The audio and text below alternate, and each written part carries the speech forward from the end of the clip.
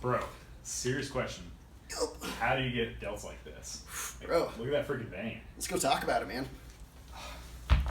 Come with me. Golly. It'd be so awesome. Can't wait to have shoulders like that. Yeah. All right.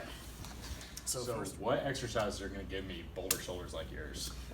all right. So there are a bunch of good exercises for the delts specifically. So overhead pressing with a barbell with a dumbbell, lateral raises, so just picking the weights up sideways, rear delt raises, bent over, getting your rear delts. But it may not necessarily be about picking the exact right exercise and more about how you apply that exercise. So what do you mean by apply? So basically picking the right rep ranges, picking the right intensity, and doing it in order to get a hypertrophy stimulus, a muscle growth stimulus. Okay, so what rep ranges are going to be the best for muscle growth? Yep, so traditionally in the bodybuilding world, it's been kind of this 8 to 12 reps leads to muscle growth, like 1 to 5 is strength, 12 to 15 is muscular endurance. Doesn't really work that way necessarily. So when you take a weight and you press it to fatigue, over time you get more and more motor unit recruitment, so the muscle fibers in your shoulder are more and more of them are being recruited, and eventually all of them will be recruited and they'll start to experience fatigue, and that's when you start to hit the end of that set. And this happens whether you're lifting something 3 reps to failure or lifting something 50 reps to failure. And so all the muscle knows is that it's being recruited and it's getting fatigued, and that's what stimulates muscle growth. So somewhere a load that's in between 3 to 50 reps, so long as you take it close to failure, within a few reps of failure.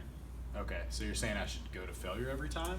You don't have to. So for isolation exercises, there's a lot less central fatigue that happens. Like doing a bicep curl to failure doesn't make you breathe that hard, except for me if you don't do cardio.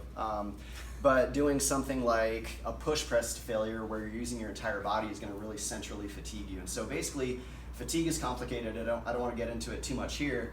But when you're, what you want is local muscle fatigue. So you want the actual muscle fibers in the delta fatigue, versus your brain deciding, okay, you're working really hard, I'm going to make your whole body feel tired before we get to that local muscle fatigue, and kind of limit the local effort of the muscle. So we want high local effort versus like full like cardiovascular, hey, I'm dying in a metcon kind of effort. Okay, so maybe pick like delt isolation Delt, exercises. yeah, if you're taking them that's to my goal. fatigue. Yeah, and if you're lifting something like a more full body thing, then it's probably better to stop at least a few reps short of fatigue. Okay. Like get close to that point, but stopping a few reps short will create less central fatigue while still giving you the same muscle growth stimulus as going to fatigue would.